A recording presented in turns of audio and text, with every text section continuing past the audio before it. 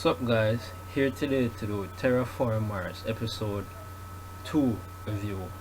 So basically in this episode of Terra Formars, while on the passage, basically this is what sums up the main points of this episode, right?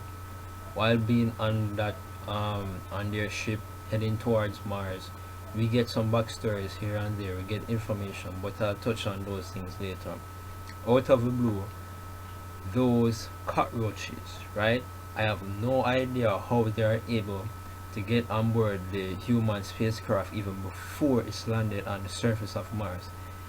How they did it, I have no freaking idea, because the ship should still be way out into space.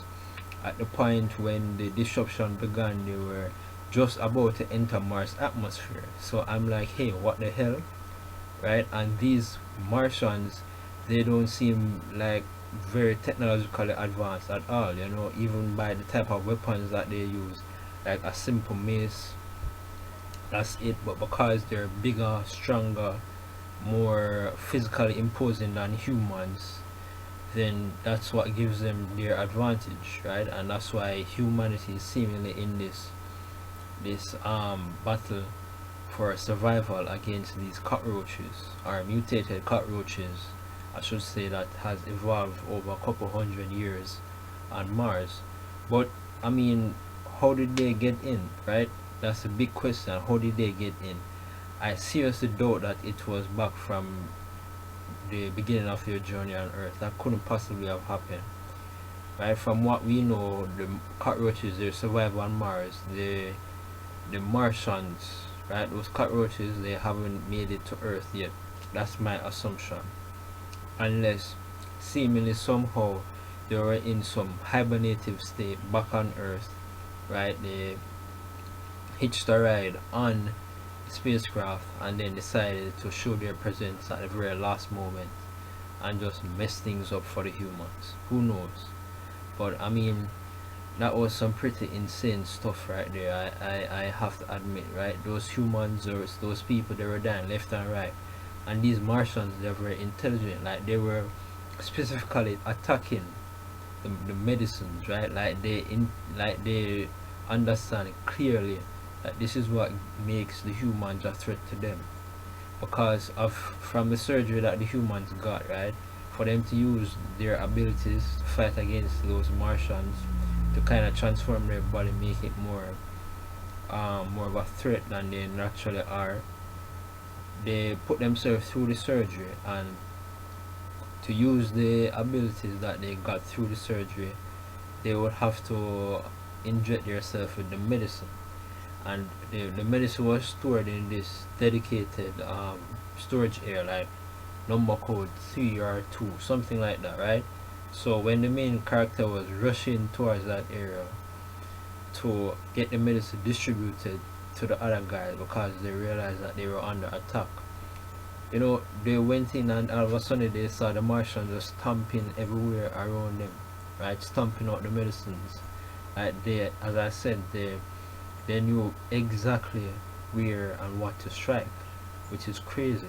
I mean, these Martians, they really are no joke, right? And they shouldn't take them lightly at all, because it's completely unknown how the hell did they get on the ship before even reaching the surface of Mars.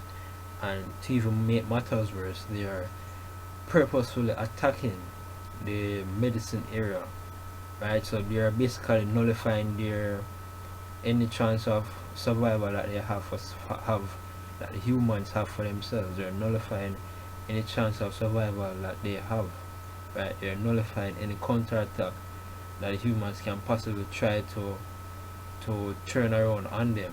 It's completely nullified. So I mean, right there, that's some pretty insane shit, right? This series, it seems like this series has just started, but it's one big downhill slide from this point. That's what it seems at this point, right? I have no idea how they're going to get through this or the next couple episodes, because they are still